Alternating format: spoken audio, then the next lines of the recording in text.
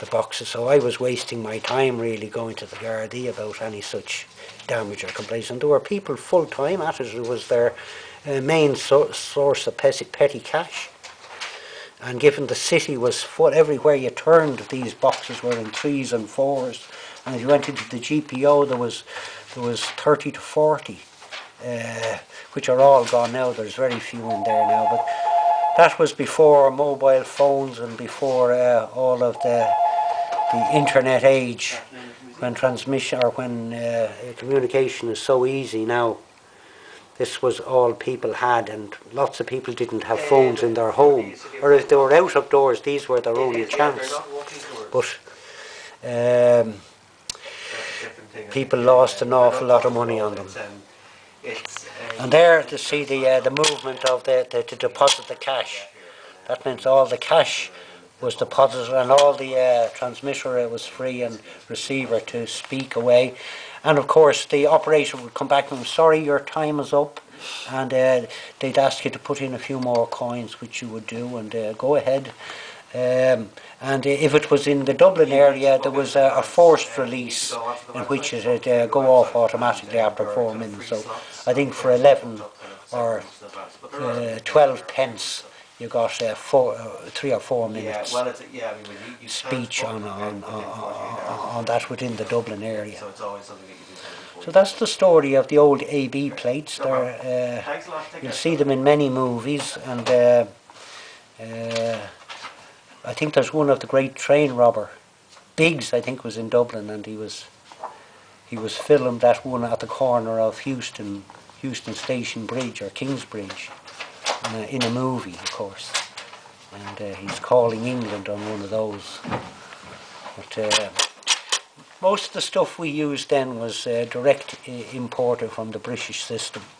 They had the identical system to ours. All their manuals, all their books, we had to learn on line and plant practice, on poles and underground practice, and ducts and manholes and poles, erecting poles, and all were based on the British system. And lots of that old plant is still around. Aircom is a pale shadow of what it was in the past. It was, when I joined them, there were 20,000 people on the postal and engineering side. I think we had 8,000 on the engineering side employed. But at that time, the British Post Office employed 300,000 people, covered the British system. So we were small in comparison to them, but it was all their technology we were using. And it worked reasonably well, but these were particularly vulnerable being out on the streets, and accessible at all times. And the stores and replacement would run out for long periods, and there's nothing you could do. We'd have no transmitters, we'd have no dials, we'd have none of these mechanisms to replace, so we just had to leave them. We'd have no locks then, and we'd none of these covers. They were all expensive things. Something they'd go missing. So it was, I had out to the old shieling in Raheny and right into Fairview, and my maintenance was on a bicycle with all my tools on the back, and every one of them were that type of varying vintages. But the exact date now would be difficult. It was a gradual thing, say over a period of 2 months. They'd be working to change them all over to the new coinage.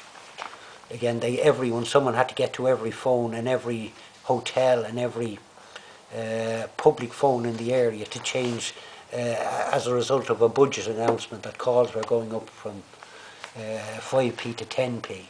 Then they had to create another slot for the 10p, and they probably dispensed with the 1p then, and they'd only have three slots. But with the old florin going in, it was quite a change. The old florin was quite heavy, and it had occupied this slot rather than the 5p. So that's when the prices start to rise in the 80s for the or in the late 70s for the usage of the usage of an ordinary phone call. So the revenue on the engineering side was always enough to keep the post office, the old post office, running. In other words, it was paying for itself, but the postal never did. And I used to have a key for one of these. I doubt if I'd be able to find it now, but you never know. The old type of key. And